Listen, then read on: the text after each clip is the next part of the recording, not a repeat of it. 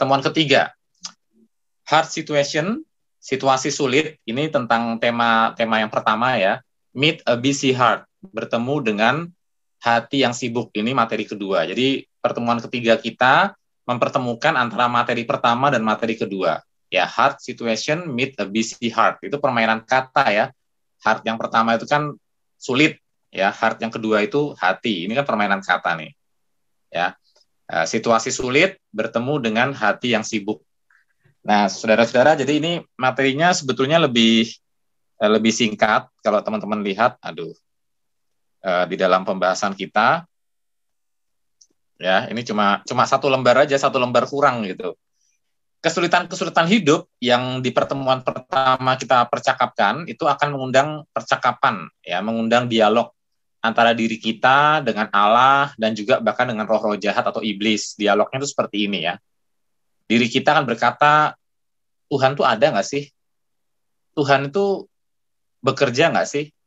Tuhan itu baik nggak sih? Begitu ya. Jadi ada diri kita yang bercakap-cakap ya. Dan ada Allah yang berfirman lewat firman-Nya, yang mengatakan jangan khawatir, ya, jangan kamu takut, begitu ya. Dan ada iblis, roh-roh jahat, yang berusaha untuk meragukan kebaikan Tuhan. Tuhan itu nggak baik, atau nggak apa-apa, coba sedikit, semua orang juga mencoba kok, begitu kan. Sudah, ini kan hal yang bisa dimaklumi, kan saya orang berdosa, kamu orang berdosa, semua orang berdosa, begitu ya. Jadi kesulitan-kesulitan hidup itu akan mengundang percakapan atau dialog antara diri kita, Allah lewat firman-Nya, dan juga roh-roh iblis, roh-roh jahat yang berbisik, yang menaruh pikiran-pikiran palsu di pikiran kita.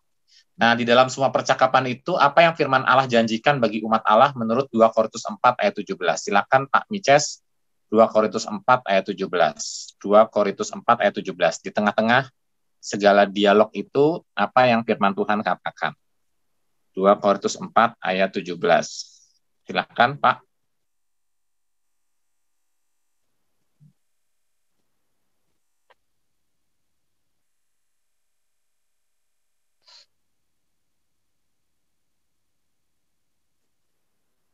Miss Injilia deh, Miss Injilia. Sebab penderitaan ringan yang sekarang ini mengerjakan bagi kami kemuliaan kekal yang melebihi segala-galanya, jauh lebih besar daripada penderitaan kami. Sebab penderitaan ringan yang sekarang ini, jadi semua pergumulan kita yang kita hadapi itu kepada jemaat Korintus tuh Paulus mengatakan ini penderitaan yang ringan saja gitu ya.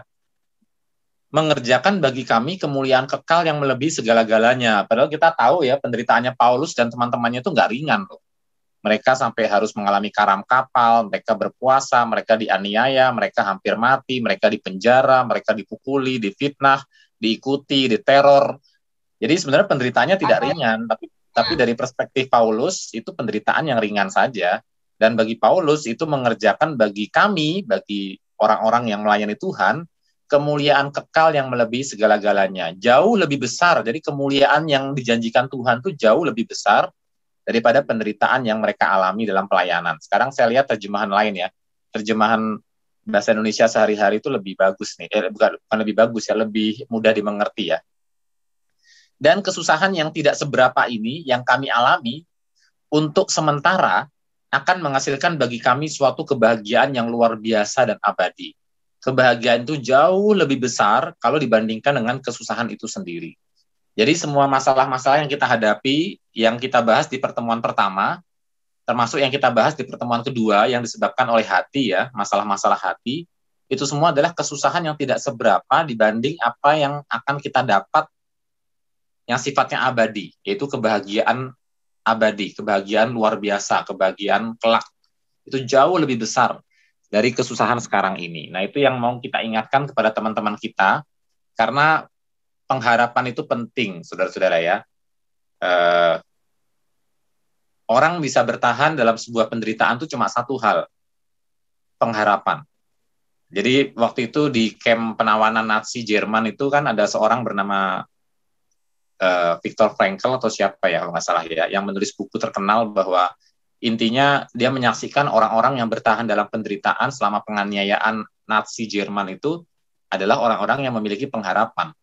Mereka yang tidak memiliki pengharapan itu akan mudah sekali mengakhiri hidupnya dan tidak mampu bertahan. Jadi pengharapan itu penting. Nah, teman-teman kita yang sekarang ini mengalami pergumulan sebagai anak muda, entah dari luar, entah dari hati mereka sendiri, perlu diarahkan kepada pengharapan bahwa penderitaan ini nih sebagai orang percaya itu cuma sementara saja, tidak sebanding dengan kebahagiaan yang Tuhan janjikan kepada kita kelak, gitu ya. Nah, teman-teman, tapi bukan berarti kita menjadikan pengharapan ini semacam candu ya. Itu kan yang dituduhkan oleh Karl Marx kan, bahwa agama itu candu. Orang Kristen itu termasuk agama-agama itu kan candu ya, membuat mereka tuh terbuai sementara dengan pengharapan-pengharapan di luar sana, tapi membiarkan hidup mereka tuh tidak mengalami perubahan, tidak mau berubah gitu. Jadi ada sebuah kritik ya. Nah, tapi pengharapan yang mau kita tanamkan kepada adik-adik kita ini bukan sekedar bukanlah sebuah candu, tapi benar-benar membuat orang tuh mampu bertahan dan kreatif di tengah-tengah penderitaan, bukan sekedar membuai gitu ya, membuai toh nanti juga masuk surga begitu, enggak begitu, tapi justru di tengah-tengah penderitaan itu membawa kreativitas, membawa daya tahan begitu. Nah, seperti apa? Nah, itu kita kembali ke materi lagi ya, hal-hal apa yang bisa dikerjakan. Nah, bagaimana cara Yesus itu yang mau kita pelajari? Bagaimana cara Yesus merespon kesulitan? Belajarlah dari Mazmur 22 yang dapat membantu kita belajar bagaimana mengarahkan percakapan di dalam diri kita dengan Allah ketika kesulitan tiba. Jadi saudara, kita mau belajar dari Yesus bagaimana Yesus itu dalam kesulitan yang dihadapi itu mengarahkan percakapan dirinya itu kepada Allah. Ya. Nah, Mazmur 22 ini sebenarnya semacam Mazmur yang mencatat nubuatan, mencatat perkataan-perkataan yang ya semacam nubuatan tentang Yesus ya. Ya. Nah, kita bisa melihat dalam Mazmur 22 ini Yesus tuh mengutip kata-kata dalam Mazmur 22 ini. Nah, bagaimana cara Yesus merespon kesulitan? Ya, Yesus mengarahkan dirinya itu kepada Allah ya dengan memandang kepada kitab suci. Dia mengutip perkataan-perkataan dalam Mazmur 22, dan Mazmur 22 ini jadi semacam nubuatan tentang Yesus ya. Karena Yesus mengutip dan melakukan apa yang dicatat di dalam Mazmur 22.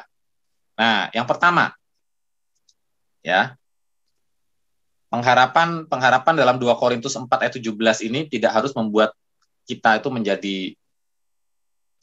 tidak harus menjadikan pengharapan itu semacam candu, karena kita dilatih ya.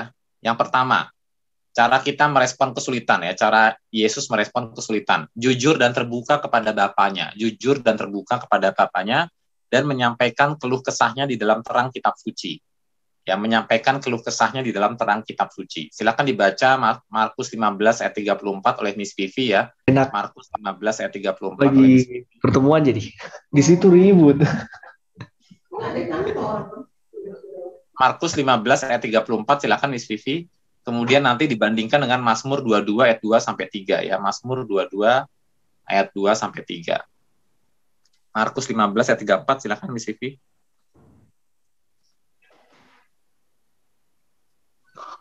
Bukan bangun loh. Bentar, Pak. Saya buka Mazmurnya ya. Karena kita karena saya Alkitab saya bahasa Inggris, Pak, jangan. Oh, gitu. Iya. Maksudnya saya kalau sebisa mungkin dalam keadaan begini maunya pakai bahasa Indonesia. Oh, iya. Oke, ada sih, saya buka dari internet ini. Markus 15 ayat 34 ya, Pak? Ya. Dan pada jam 3, berserulah Yesus dengan suara nyaring, Eloi, Eloi, lama sabachthani, yang berarti, Allahku, Allahku, mengapa engkau meninggalkan aku? Nah, Yesus ketika di kayu salib berseru, Allahku, Allahku, mengapa engkau meninggalkan aku? Nah, saudara, tahukah saudara bahwa yang Yesus ucapkan itu kitab suci, Mazmur 22. Jadi sepanjang pertemuan ketiga ini kita akan bahas Mazmur 22 sebetulnya, singkatnya begitu ya. Jadi Bapak Ibu PR-nya adalah membaca Mazmur 22.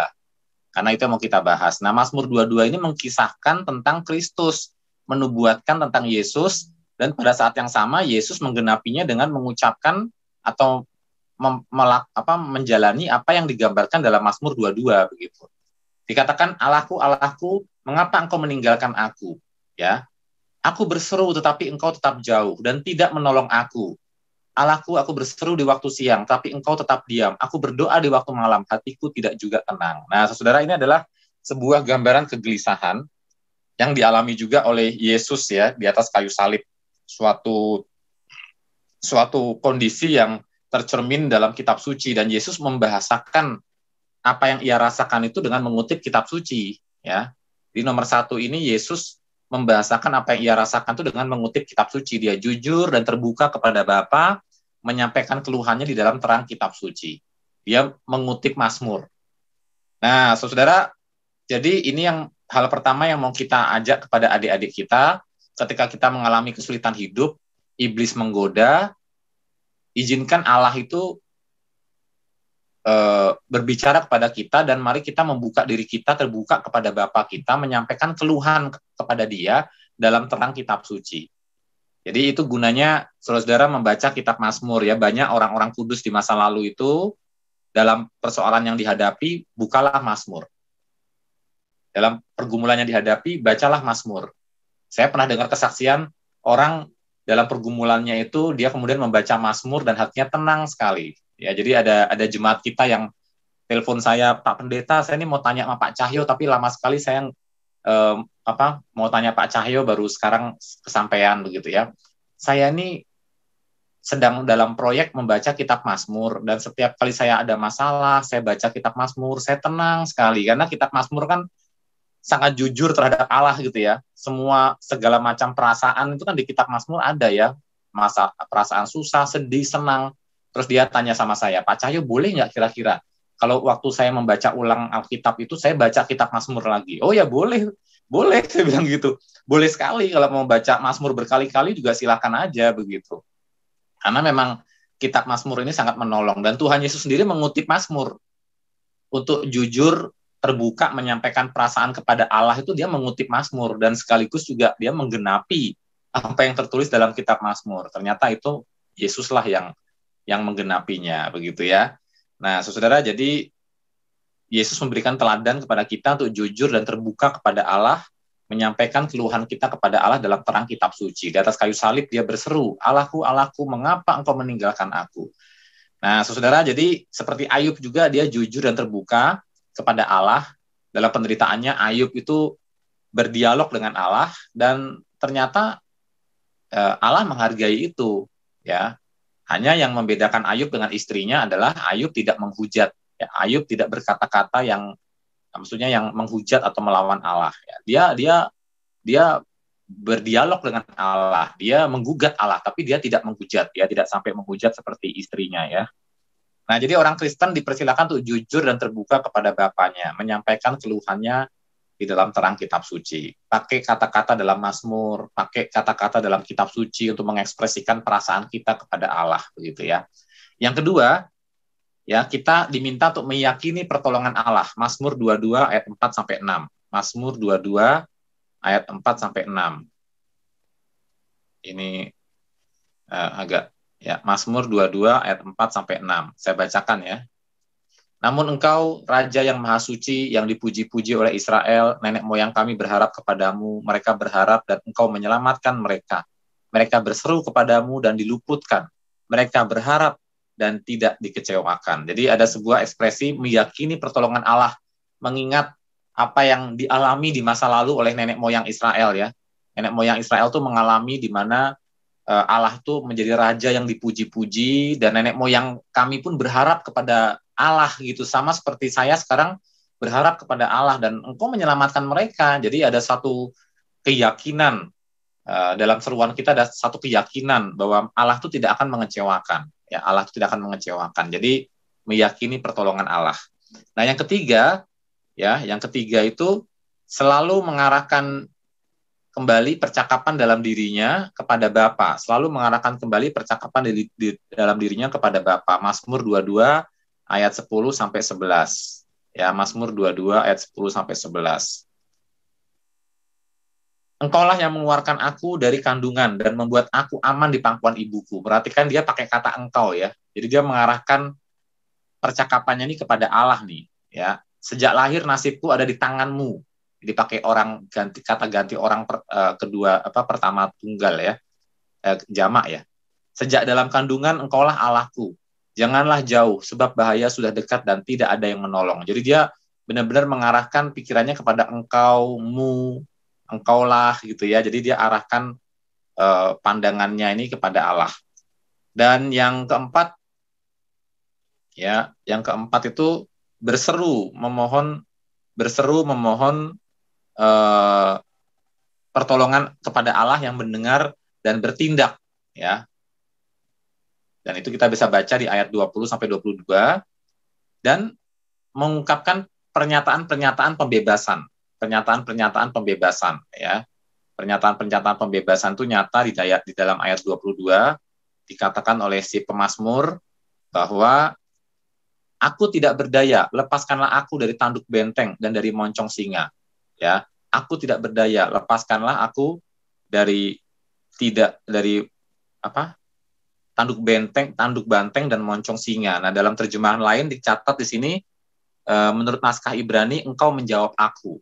Jadi dalam naskah Ibrani itu ada kata engkau menjawab aku. Aku tidak berdaya, engkau menjawab aku. Jadi ada suatu ungkapan-ungkapan ekspresi pernyataan pembebasan, engkau menjawab aku. Nah, yang keenam, menaikkan pujian secara terbuka dan menyatakan tentang kepastian akan masa depan. Menyatakan pujian secara terbuka dan menyatakan tentang kepastian akan masa depan. Dan yang ketujuh, senantiasa berpaling kepada Allah karena ia berbuat baik kepada kita. Senantiasa berpaling kepada Allah karena ia telah berbuat baik kepada kita. Mazmur 22 ayat 28 sampai 32. Ayat 28 sampai 32. Sebab semua bangsa akan ingat kepada Tuhan dan kembali kepadanya. Segala suku bangsa akan sujud menyembah Dia. Sebab Tuhanlah yang berkuasa. Ia memerintah bangsa-bangsa. Semua orang besar akan sujud di hadapannya. Semua manusia panah akan sujud menyembah Dia. Angkatan-angkatan berikut akan berbakti kepada Tuhan. Ia akan diberitakan turun-temurun kepada bangsa yang lahir kemudian. Akan dikabarkan bahwa Tuhan telah menyelamatkan mereka. Saudara, jadi singkat kata, singkat cerita ya, saudara ya. Dari 7 poin ini, intinya sih teladan Tuhan Yesus ya, dan pemazmur ketika menghadapi kesulitan, itu God oriented gitu ya. God oriented ya, benar-benar semuanya pandangan itu dipandangkan kepada Allah. Nah, ini penting saudara-saudara, supaya hal yang paling menghancurkan ketika orang itu mengalami pergumulan adalah ketika dalam pergumulan itu dia berfokus pada diri, mengasihani diri. Ya, ini sangat menghancurkan. Banyak orang salah mengira dengan mengasihani diri dia akan mendapatkan perasaan ringan, perasaan tertolong. Untuk sementara waktu sih iya, ya. Dengan mengasihani diri itu kita seolah-olah kita merasa relief ya, kelegaan. Oh, memang aku nih kasihan ya, memang aku nih malang banget. Memang orang tuaku tuh, keluargaku tuh keluarga yang parah lah, nggak mungkin diperbaiki. Memang nasibku ini begini begitu ya. Nah, tapi Yesus mengajarkan sebuah teladan, bahkan di dalam pergumulan yang paling berat di atas kayu salib, dia jujur, terbuka kepada Allah, mengarahkan keyakinannya kepada Allah, mengarahkan pujiannya kepada Allah, menaruh pengharapannya pada Allah, dan senantiasa berpaling kepada Allah, pokoknya God oriented. Ya. Nah, ini perlu, saudara, perlu karena apa? Karena dalam pergumulan kita, dengan memandang hanya kepada diri sendiri, kita akan putus asa dan makin terpuruk gitu. Dipikir dengan kita mengasihani diri sendiri masalah selesai, enggak. Karena yang bisa menyelesaikan masalah kita tuh cuma Allah gitu. Nah, jadi kita mau mengajarkan kepada adik-adik kita, apapun masalah kita ke depan nanti ya, God oriented ya, fokus on God. Arahkan pandangan kepada Allah, kepada kitab suci. Perkatakan perkataan-perkataan kitab suci. Nah, karena itu ini manfaatnya Mazmur. Manfaatnya Mazmur adalah, saudara-saudara ya, mengeluarkan keluh kesah kita kepada Allah lewat Mazmur. Kemudian Mazmur menolong kita mengingat kembali janji-janji Allah dan kesetiaannya. Kemudian Mazmur itu menolong kita menemukan ketenangan dan kenyamanan di dalam Yesus, seperti jemaat yang tadi sharing ke saya itu ya, dia sangat tertolong ketika baca Mazmur. Dan yang keempat, memberitahu kepada orang lain bahwa mereka juga dapat memperoleh ketenangan dan kenyamanan jiwa. Ya, memberitahukan kepada orang lain bahwa mereka juga dapat memperoleh ketenangan dan kenyamanan jiwa. Itu ketika kita memperkatakan perkataan-perkataan Mazmur itu.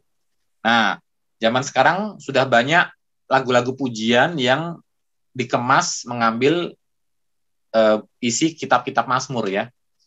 Berbahagialah orang yang kesukaannya ialah Taurat Tuhan dan yang merenungkannya siang dan malam. Itu dari Mazmur 1. Kemudian juga ada gembala yang baik, tentang gembala ya, gembala yang baik itu ya. Kemudian ada juga tentang firman Tuhan pelita bagi kakiku, terang bagi jalanku. Itu juga dari Mazmur juga. Jadi kita mau ajak anak-anak kita untuk mengekspresikan dan jujur kepada Allah dalam setiap pergumulan mereka, fokus kepada Allah, menaikkan puji-pujian, terutama yang dari Mazmur ya, menaikkan puji-pujian kepada Allah, jangan fokus kepada diri sendiri, jangan terjebak mengasihani diri sendiri, masalah nggak akan selesai karena hanya bisa Allah yang menyelesaikan, begitu ya, jadi fokuslah kepada Allah. Nah, saudara, diskusikan dan respon. 1, pikirkan satu kesulitan yang terjadi baru-baru ini dan jelaskan Mazmur seperti apa yang Anda tulis ya. Mazmur seperti apa yang Anda perkatakan, yang Anda ingat, yang Anda nyanyikan. Nah, itu bisa menjadi refleksi bagi kita ya, saudara ya. Kemudian yang kedua, tuliskan, parafrasekan Mazmur 22 ini dengan kata-kata Anda sendiri.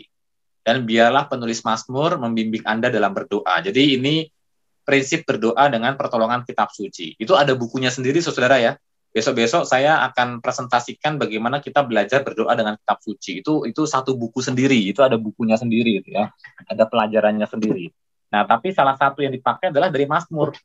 Jadi ketika kita berdoa, teman-teman, Anda bisa mengambil satu perikop dari kitab Mazmur dan memakai itu sebagai kalimat doa, bahasa doa. Jadi berdoa dengan kitab suci.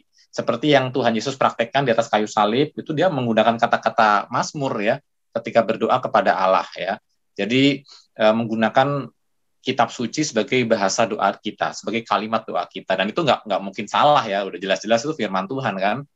Nah, saudara, jadi kita mau mengajak anak-anak kita untuk lebih God oriented. Nah, kemarin kita kan belajar tentang hati.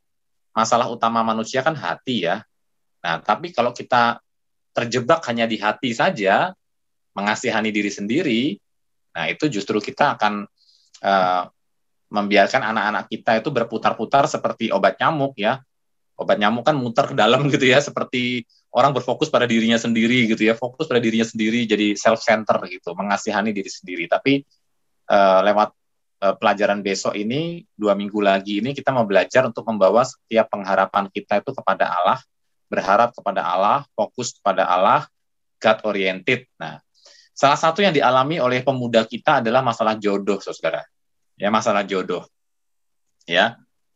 Pak Cahyo tolong telepon orang ini stres sekali. Saya sampai didesak berkali-kali. Ini waktunya Tuhan, Pak Cahyo harus telepon dia. Ini orang nih kacau sekali ini. Dia stres, dia depresi itu, gitu-gitu ya. Pak Cahyo harus telepon dia, harus ngomong sama dia. Dan saya mengevaluasi, ya itu akibatnya ketika orang itu self-center. Ya, tidak memahami tujuan hidupnya apa. Semua fokus kepada diri. Kenapa saya nggak dapat jodoh? Ya kenapa saya nggak ini? Maksudnya memang hidup tuh hanya itu saja, begitu kan? Mungkin ada faktor tekanan sosial juga. Mungkin ada faktor tekanan sosial. Ditanya berkali-kali sama orang, kapan kamu nikah? Kapan kamu nikah? Ya jelas lah orang gimana nggak stres ya. Nah, saudara, tapi dari sini kita perlu mengarahkan pandangan kita dan anak-anak kita gitu ya. Mungkin ada cewek-cewek yang bergumul hal yang sama di kelompok kita nantinya, begitu ya. Bukan berarti kita pasif ya, bukan berarti kita pasif nggak mengenal orang gitu ya, untuk misalnya masalah pasangan hidup. Kita juga terus belajar mengenal orang. Tapi kan hidup bukan hanya itu begitu. Nah, mungkin nggak Tuhan punya tujuan lain. Nah, karena itu kita perlu fokus kepada Allah dan tujuannya gitu. Mungkin Tuhan memakai saya dengan masa lajang saya gitu. Atau mungkin Tuhan mau ini belum waktunya dan ada pekerjaan Tuhan yang masih Tuhan titipkan ke saya. Ya, saya bilang ke istri saya, ya kita bukannya nggak berusaha punya anak ya, kita juga berusaha punya anak. Saya juga mau ambil tindakan-tindakan medis juga mau gitu ya, meskipun biaya mahal sekali dan kita perlu ya, hitung-hitung ulang gitu ya keuangan kita. Tapi sementara kita belum punya anak, berarti Tuhan masih titipkan tugas gitu. Saya bilang ke istri saya gitu. Tuhan masih berikan kepada kita keleluasaan untuk mengerjakan yang orang-orang lain yang menikah, yang sudah punya anak itu mungkin sulit lakukan. Karena kan kalau punya anak kan pasti repot ya. berarti kita masih diberikan waktu oleh Tuhan untuk melakukan tugas-tugas yang Tuhan izinkan, sementara kita belum punya anak. Nah, artinya apa? Saya mengajak istri saya tuh untuk memandang kepada Allah tanpa berhenti berusaha.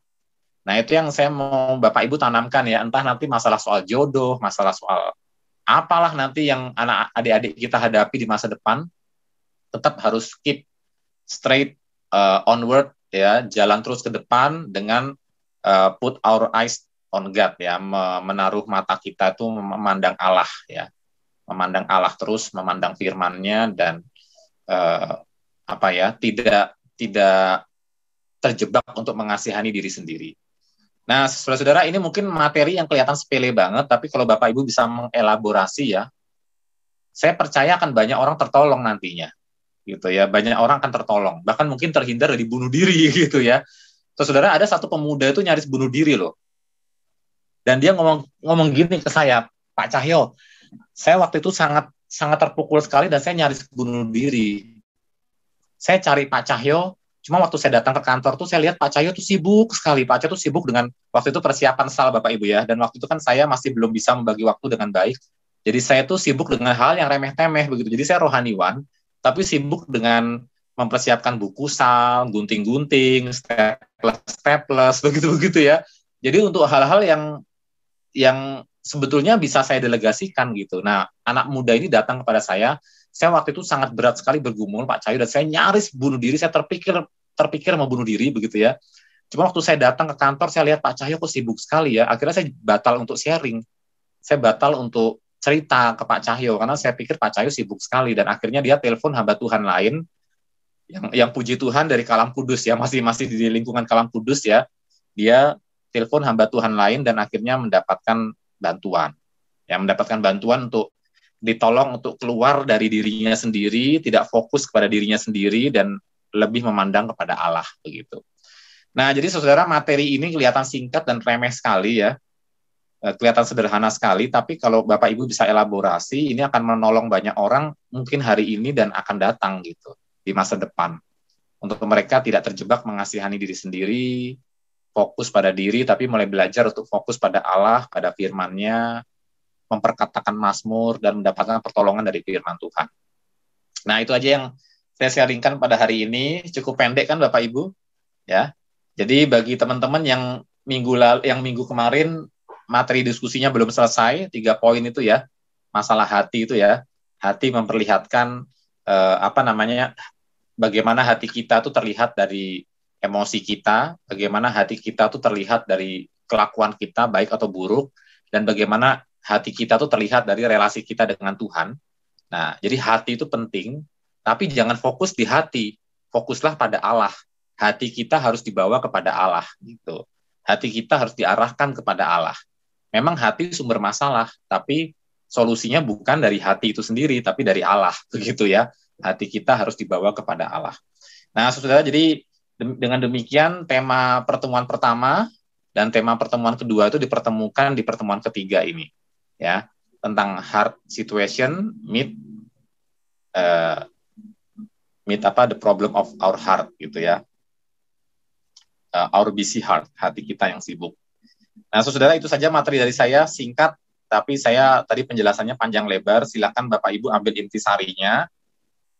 Silakan diringkas, dielaborasi, diberikan contoh-contoh konkret bagaimana melalui kitab Mazmur Bapak Ibu mendapatkan pertolongan, atau tidak harus Mazmur sih, ayat firman Tuhan apa saja ya, yang mengingatkan kita untuk fokus kepada Allah. Nah, itu silakan di-sharingkan kepada adik-adik kita, supaya hatinya mengarah kepada Allah gitu. Oke teman-teman, itu saja materi malam ini.